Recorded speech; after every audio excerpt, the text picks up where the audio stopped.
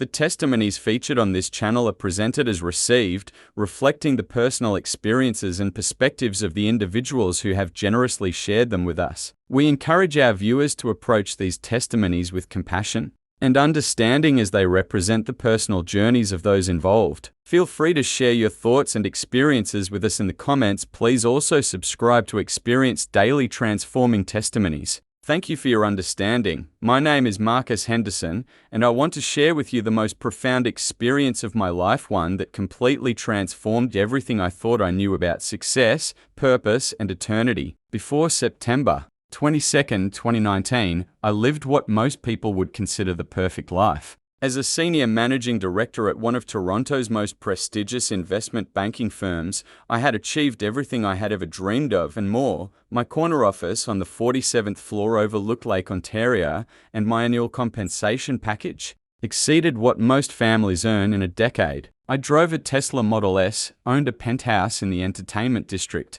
and spent weekends at my cottage in Muskoka. My partner, Alex, and I were frequently featured in Toronto Life magazine as one of the city's power couples. We attended charity galas, rubbed shoulders with politicians and celebrities, and were considered pillars of the LGBTQ+ community in Toronto. From the outside, everything appeared flawless. I was confident, articulate, and had built a reputation as someone who could close any deal. My colleagues respected me, my clients trusted me, and my bank account reflected my success. I had worked tirelessly since graduating from Queen's University, climbing the corporate ladder with determination and ambition that seemed unstoppable. Yet beneath this polished exterior, there was something I had been deliberately ignoring, a persistent emptiness that no amount of success, recognition, or material wealth could fill. It was like a quiet ache in my soul that I attributed to stress or the natural cost of achieving greatness.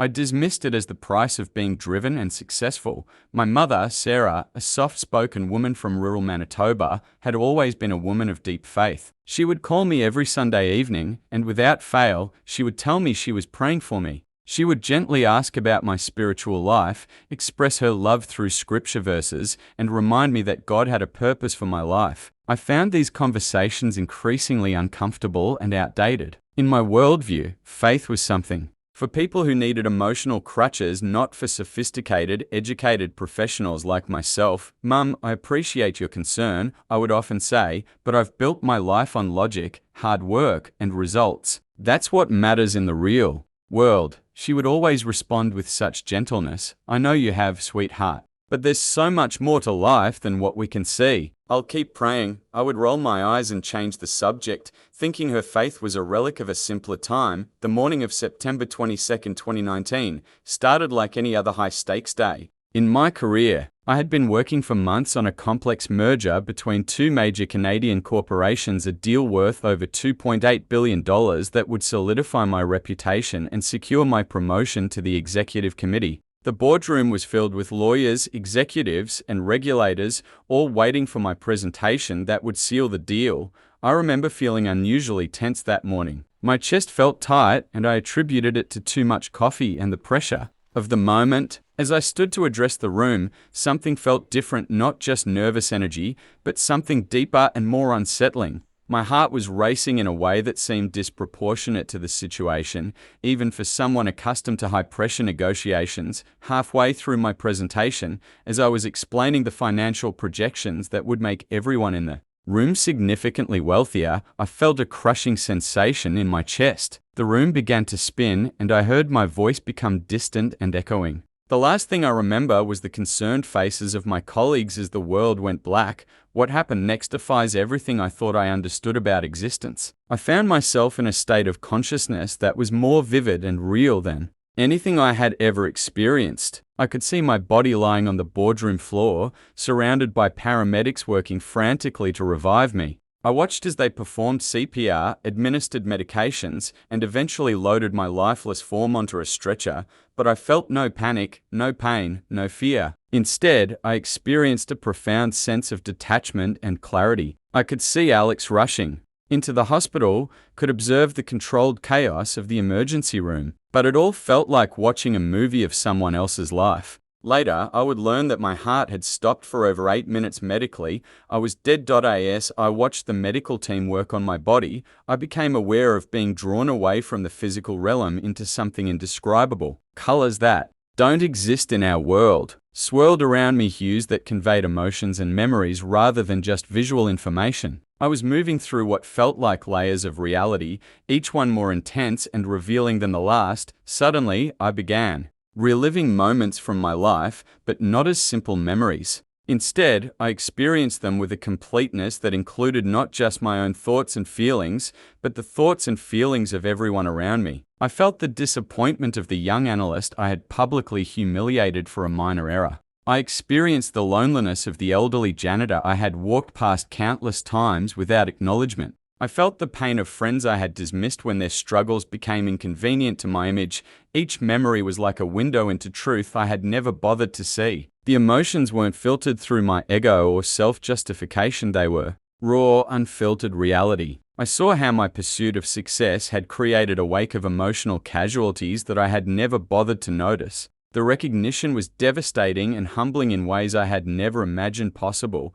Then, in this realm of absolute truth, I encountered a presence that I can only describe as pure love combined with perfect truth. Jesus appeared to me, but not as the sanitized image from Sunday school pictures or Renaissance paintings. He was radiant with a light that seemed to emanate truth itself, beautiful and terrifying simultaneously. His presence communicated directly to my soul without words. I felt simultaneously completely known and completely loved, yet also exposed in ways that were almost unbearable. Through him, I began to see the spiritual state of people I knew, colleagues, friends, family members. Many were shrouded in a darkness that wasn't evil in the traditional sense, but rather a profound separation from their created purpose.